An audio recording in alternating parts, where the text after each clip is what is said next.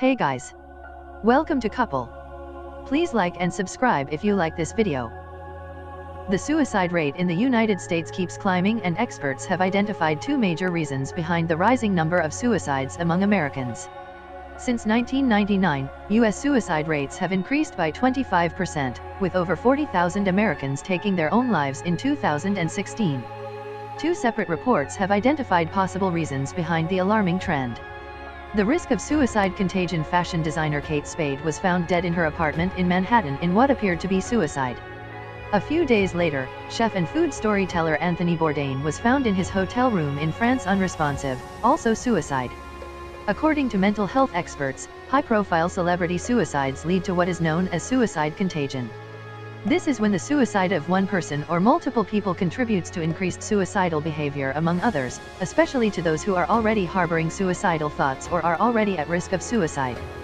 John Ackerman, the suicide prevention coordinator at the Center for Suicide Prevention and Research in Ohio's Nationwide Children's Hospital, said that people suffering from depression and are at risk of suicide are already trying to learn how other people experience it. Especially when you've got high-profile people who are successful and who the world views as having a lot going for them and they die by suicide, it can generate feelings of hopelessness, Ackerman said. In the United States, there was a near 10% increase in the number of suicides, equivalent to an addition of about 1,800 deaths, in the 4 months after the suicide of comedian Robin Williams in 2014. Ackerman and other mental health experts are concerned that the suicide rate will again climb after the deaths of Spade and Bourdain. Public mental health crisis. Columbia University's John Mann, a psychiatrist studying the causes of depression and suicide, said that there was a much bigger, all-encompassing reason for the increasing suicide rates in the United States. We have a serious, national problem in terms of adequate recognition of psychiatric illnesses and their treatment. That is the single most effective suicide prevention method in Western nations, Mann said. Almost 3 in 4 Americans who have a psychiatric illness when they took their own lives were not receiving treatment at the time of the death.